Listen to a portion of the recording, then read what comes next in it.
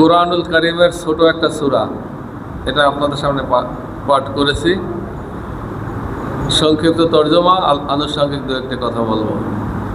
এই যে কোরবানি আমরা করলাম, কুরআনুল কারীমের মধ্যে সরাসরি অনেক জায়গায় কোরবানির ব্যাপারে বলা আছে, এবং কোরবানির ব্যাপারে যে বলা আছে সেটা কিছু ফজিলতের কথাও বলা আছে এবং কিভাবে কোরবানি করব সেটাও বলা আছে। আমরা এ ব্যাপারে বয়ান শুনছি, আমরা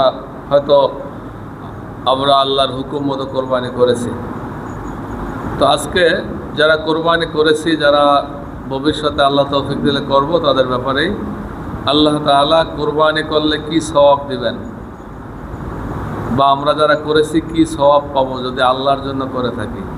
কারণ আল্লাহ বলছেন কোরবানি যে করবে, ফাসাল্লি লিরব্বিকা ওয়ানহার, যে কোরবানি করতে হবে। নামাজ আমরা যে প্রত্যেকদিন নামাজ পড়ি, এই নামাজটাও ফাসাল্লি লিরব্বিকা, নামাজ কার জন্য পড়তে হবে? আল্লাহ তাআলার জন্য। বেগার কোনো নিয়াত থাকলে, বেগয় আল্লাহ ছাড়া অন্য কোনো নিয়াত থাকলে, যে কোনো ইবাদত, নামাজ বলেন, হজ বলেন, যাকাত বলেন, আল্লাহ তো বলছেন কোরআনুল কারীমের মধ্যে, কুল, হে নবী আপনি বলে দিন, ইন্না সালাতি ওয়া নুসুকি ওয়া মাহইয়ায়া ওয়া মামাতি লিল্লাহি রাব্বিল আলামিন।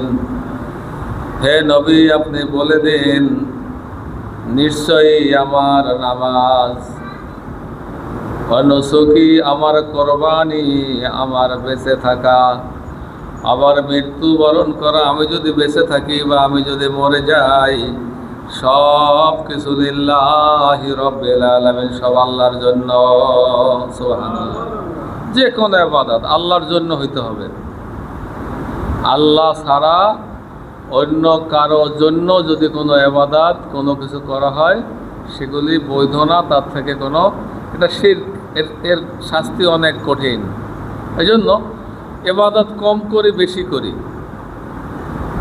আমি 500 রাকাত নামাজ পড়লাম মানুষকে দেখাবার জন্য, তার থেকে 2 রাকাত আল্লাহর জন্য পড়া অনেক ফজিলতপূর্ণ। সুবহানাল্লাহ। মানুষকে দেখায় তো কোনো লাভ নেই, মানুষ আমার ভালোও করতে পারবে না, মন্দও করতে পারবে না।